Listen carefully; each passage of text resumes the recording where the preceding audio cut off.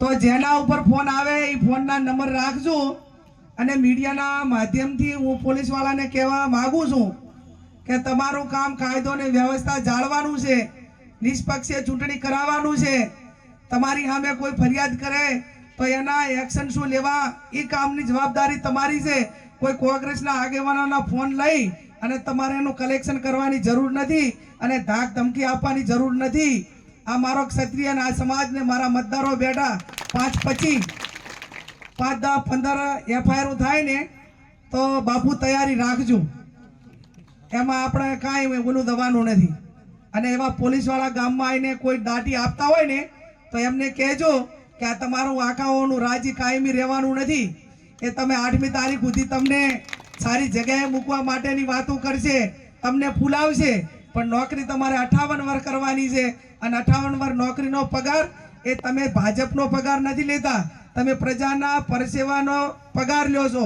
તમને લોકોના પૈસા જે ટેક્સના પૈસા છે એનો પગાર મળે છે. એટલે આટલી બાબત ધ્યાનમાં રાખીને મહેરબાની કરજો.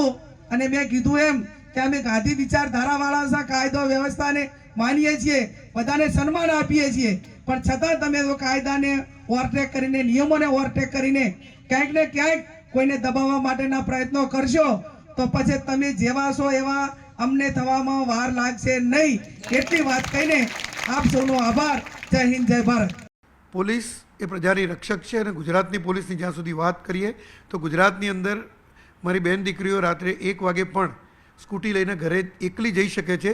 એ ગુજરાતની પોલીસને આભારી છે. અને ગુજરાતની અંદર જે સુશાસન છે, કે ગુજરાતની અંદર જે આજે રમખાણો નથી થતા, કે ગુજરાતમાં જે ગુંડાગર્દી નથી, એ પોલીસને આભારી છે. એ પોલીસની ઉપર આવા આક્ષેપો લગાડવા એ કોંગ્રેસના ઉમેદવારને શોભતું નથી. જ્ઞાનીબેનને મારે એ કહેવાનું કે કોની શાસન આવશે અને કોનું ન આવે એ નક્કી કરવાનો અધિકાર તમારો નથી. એ ગુજરાતની અને ભારતની જનતાનો છે, ગુજરાતના અને ભારતના મતદારોનો અધિકાર છે કે કોનું શાસન આવશે અને કોનું નહીં આવે. એટલે એ પહેલાં તો એ બોલવાનું બંધ કરે.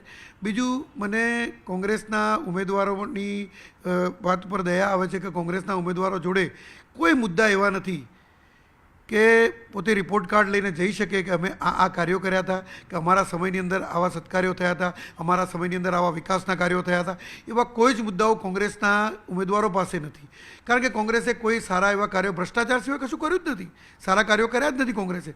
બીજું કે કોંગ્રેસ જોડે ભવિષ્યનું કોઈ આયોજન નથી, કે કારણ કે કોંગ્રેસના એવા કોઈ નેતાઓએ આયોજન નથી આપ્યા.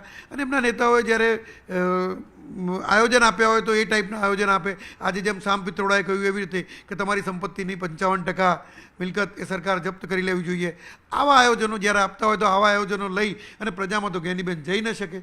એટલે જ્ઞાનીબેને બિચારા જોડે આવા કોઈ મુદ્દા ન હોવાના કારણે આવી ભ્રામક વાતો કરવી પડે. કારણ કે કોઈના કોઈ કારણસર પ્રચાર તો કરવો પડે. ટિકિટ મળી છે, ભલે કોંગ્રેસ હારવાની હોય, પણ પ્રચાર તો કરવો પડે. એટલે જ્ઞાનીબેન પ્રચાર કરે છે ને ભલે કરતા. આપણે 4 જૂન પછી જોઈશું એનું રિઝલ્ટ શું આવે છે.